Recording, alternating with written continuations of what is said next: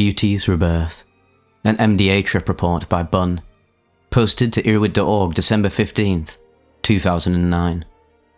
Earwid note: the author of this report thought he was buying MDMA and speculates that it is actually MDA.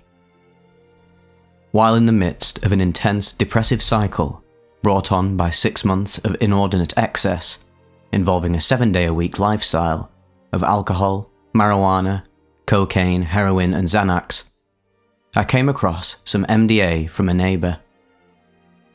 At the time I had been clean from coke and dope about a week and a half, the longest I had gone in 6 months. But I was inconsolably depressed and barely felt the point of life. One day, for example, I arrived 5 hours late to work. I didn't see the point of getting out of bed, so I just stayed under my blanket looking around my room with sad eyes, doubting my own existence. I wasn't eating but a handful of food a day. Every hour seemed a chore, and I found myself completely bereft of any initiative or enthusiasm whatsoever for anything. Life merely channeled pain. Convinced that I'd completely destroyed my life, over the past 2 months especially, I dwelt only on my own sufferings, all of which I'd brought on with my own actions. To a certain extent, I was correct. The following are a few reasons why. Any other employer would have fired me months before my pathetic performance at work. I was chronically late. I was sleeping in my car for lunch every day. I was nodding off at work. I was having to take a ridiculous amount of sick days for heroin and cocaine withdrawals. And one day, I flaked out at work at 11:30 in the morning and never came back for the rest of the day. Due to a raise and a bonus 6 weeks previous, I received $1,800 over the course of 14 days, $800 of which I received on the 2nd of the month at hand. And yet I couldn't pay rent for another 3 weeks. I had become so destitute that I had to borrow $3 from my co-worker to do laundry one day, for I had no clean clothes and not even $1.50 for a single load. And I was still 3 weeks late on my rent. I weighed somewhere between 126 and 130 pounds at a time when I should have weighed between 150 and 160. Due to my failure to maintain my vehicle, I woke up one morning to 1.5 inches of standing water in the cabin of my car. When I opened the door to go to work that day, water spilled out of the threshold onto my foot. I had to pay $100 to get it cleaned. I could go on, but you get the point. I had totally messed up my entire life. So one day, thinking I was buying MDMA, I purchased 0.5 gram of pure MDA powder for $70. I veg-capped it myself at 100 milligrams apiece, and proceeded to get 2 friends together so we could all roll together and go see some shows. However, we thought we were going to roll, and had no idea we had taken a strong hallucinogenic. Both of my friends flipped out, not in a bad way, early on in the night, and we ended up splitting up, lost, and wandering around the city. This was unfortunate, but I got to trip alone, something I had never done, all night in my apartment. While I experienced nothing in comparison to my next trip 2 days later, I did come to a few realizations. For several heart-wrenching, but somehow pleasant hours, I saw myself in my life over the past 6 months as a character in a narrative, an author-written character in a printed narrative, where my person was defined by a finite set of particular words definitively printed and permanently bound into a book. I saw myself not as a person living a life, but merely as a fictitious character, a pathetic drug addict at that. Amid a sea of intertextuality and released into the world by an unknown author, a prodigal son manacled to a fixed language definition of his person. That night I wrote down the following sentence: take your life, place yourself in a narrative and interpret your own character. Distill your soul's agency out of the pap and ask yourself if you've ever really seen your own face. Only narrative can show you what life has been hiding from you. When my life, my narrative immured character that is, appeared before my eyes, I felt somehow liberated, but other than that, I simply felt mesmerised by my open-eye visuals and positive sense of well-being occasionally tinctured by a calm, icy-hot snake-like sensation of paranoia about my drug-addict character in this bizarre, objective narrative. 2 days later. 3:30 PM. I knew the whole time we would have to try it again, for now we knew what we were dealing with, and moreover, I still had 2 100mg pills left. So 2 days later, I planned a trip with one of those same 2 friends, D for short. Now that we know we would trip and not roll, we planned out the day a lot better. However, I dosed my 100mg pill by myself before heading 5 blocks down to D's place so he could drop. But he wasn't answering the door, and I couldn't get hold of him at all.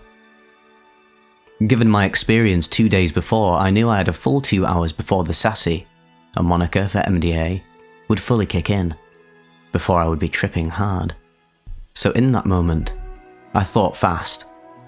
I immediately thought of another friend, C, who worked 4 blocks away at a restaurant.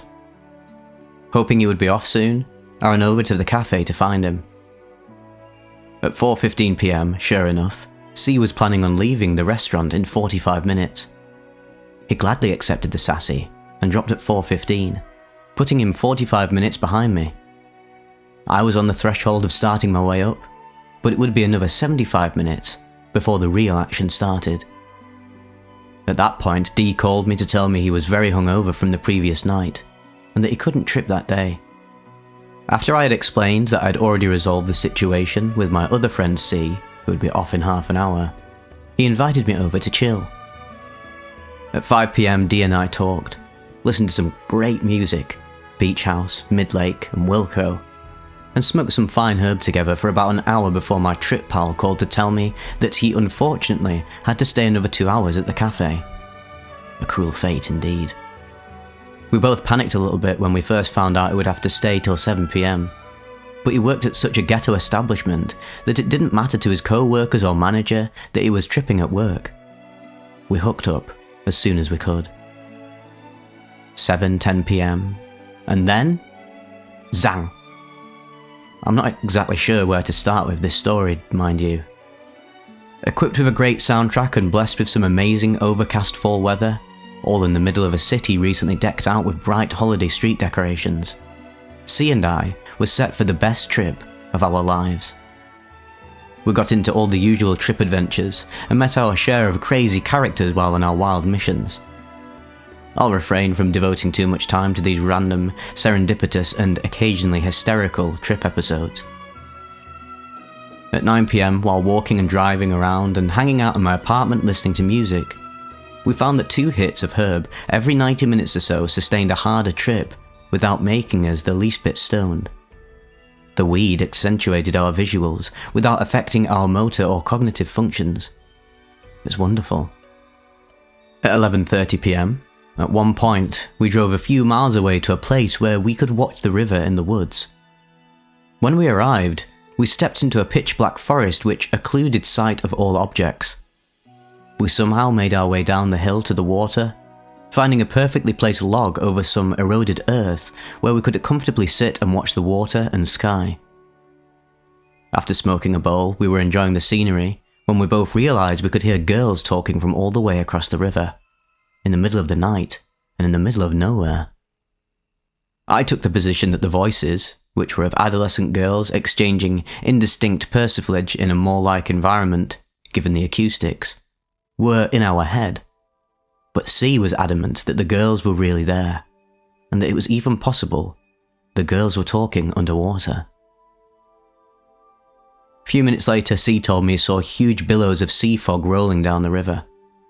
Right as my brain processed his words, I too saw the fog, saw it on a backdrop of a midnight horizon increasingly suffused with light from within.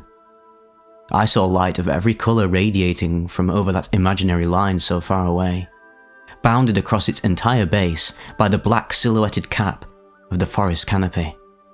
As we watched in awe, the overcast sky at once became peppered with hundreds of moving streaks of light in 4 cycling colours.